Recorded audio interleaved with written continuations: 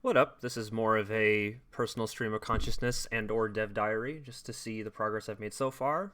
Here I have a module Storm King's Thunder just to get all of this basic information already preloaded so I don't need to make it all myself. I have some scripts loaded now that's supposed to make certain things a little bit easier to adjudicate, and let's check.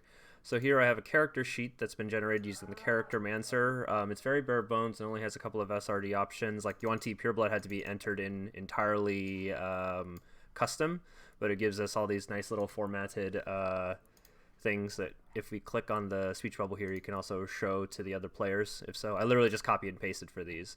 But the most important part of the Roll20 stuff is you can automatically roll for attacks, and if your settings are right, you can auto crit. You'll automatically roll with advantage, and you just choose whichever one is highest or lowest depending on the current situation. So it'll roll twice. It won't tell you which one to choose. You just have to decide on whichever one given the situation. So for example, let's say I do a longbow attack.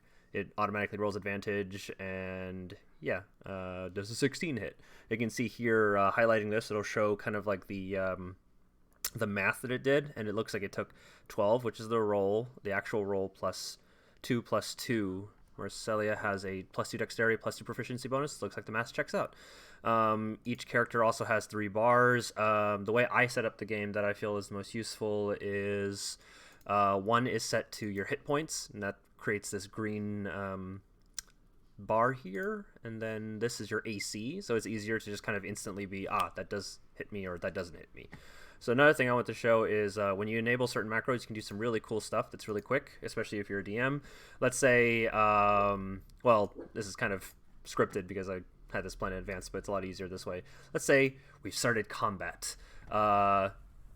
Apropos of a recent event, I have the character sheet of the creature that they're going to fight here, the creature here. Dynamic layer, oh, that sounds a little too loud. Let me lower it so you can still hear me talking. So we have the sound is playing just to give a little bit of ambience. We have our character here, and we have our bear here. Let's say it's in the middle of the night, it's dark. If you select your creature, your token, the token that you control, and hit Control L, you will see what that character is capable of seeing. I technically have dark vision, but for the sake of this exercise, let's say I don't. Then I need to activate my torch. In the top left, I've created macros that allow us to toggle on and off torches. That basically just emits a 40-foot radius of light, 20 of which the outer radius is considered dim. And the cool thing is the Torch API allows for flickering lights for that little bit of extra touch. So let's say we turn on the light here. It should give me... torch on. Is it not working? Gasp! Let's see what happened. Sometimes you will...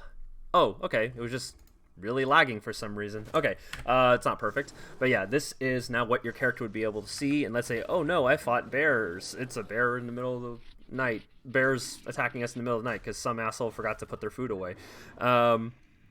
Let's say you're a sadistic DM and it's not just one bear, it's gonna be 4. Instead of copying them over and over, one cool thing you can do with a certain script enabled is you can basically make a template.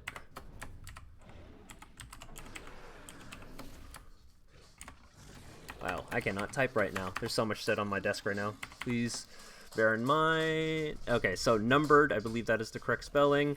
And now when you take this token and Control-C, Control-V, every subsequent copy will be +1 to whatever the highest number is on the current map. So now we have 3 bears attacking at once. The goal of a lot of this automation stuff is to remove the need for kind of like futzing around as a DM. You should be able to do things quicker and more efficiently that way. Also, totally unrelated, you can take damage easily by putting... The explanation is here, but you literally just type how much damage you took as a function. So like -5. I took a hit, dealt 5 damage. It'll automatically do calculation. Now it's 2. To add hit points, like if you're taking a healing potion, let's just say not equal, +4, and so on and so forth. I created a macro where you can actually take a health potion in the bottom left corner here. So let's say right before the combat, for the sake of this experiment, I want to heal up. So I just click on the healing potion macro here.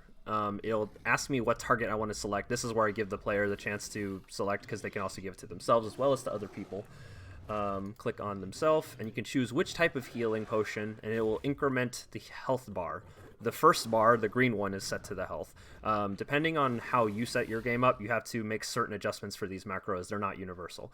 The healing is a 2d4 plus 4 plus 2. I don't remember if it does the math for me here, but yeah, I'm fully healed now, and it says so in the bottom right. So one last thing I want to show is attack rolls for the enemies as well as for your characters, and initiative. So let's say we have an empty initiative here. You get it when you click this turn, this thing that's shaped like a clock in the top left-hand corner. And right now it's empty because combat hasn't started yet, but let's say we want to start a fight. One usual way you would do it is that you would click on each of these and hit add turn, and they would all be on this turn order here, and then everyone could roll their initiative. One way you can roll initiative that's really cool is, I'll show you the original way first, and then I'll show you the automated way. So I'm adding all of them manually, and yada yada yada. I'm going to roll each of them for their initiatives. The way you do that is you click on the token, you go to the character sheet, and you click initiative. What a concept, right? It's doing the math for you here. Wow, she rolled really poorly. Then you're going to click on the brown bear 1, and you can see now why this would take forever, because you're basically doing it one at a time, one at a time, one at a time. Yeah, this is riveting, isn't it? And then you have to sort them in descending order and blah, blah, blah. Now, what if there was a way to do this in literally, 2 clicks? With the group initiative macro on the bottom left-hand corner here, which has been made, again, specifically tailored for this current setup. You'll need to make your changes. I can walk you through that later or whatever once I get good enough. You can literally just whip select this whole set, group initiative. And the I've done enough testing to know that see, Marcella rolled 18 plus 2, which was her initiative bonus, and all these bears should have a 0 initiative bonus. It's rolled a 16, 16, 16, yep, and they've already been added, and they've already been sorted in ascending order. So yeah, that's a really small taste of what you can do. Oh, and just for fun, oh no, it's so dark I can't see. What if I get like hit or something, and then my torch goes out? Just snuff the torch off. Oh no, it's dark now. Where are they? Turn the light back on. Ah, there's still 3 bears. Ah. But yeah, I'm really excited to mess around with this stuff more. Okay, we're gonna stop this repetitive audio now. Sorry about that. But yeah, this is some advanced stuff you can do at Roll20. Hopefully, this can make future games that I run and/or am involved with way more streamlined. I'm excited to see what we're capable of. Like, look at this, all this auto rolling, the bear's perception. If you want to do like 1 with its bite and 2 with its claws. Bite, claw, claw.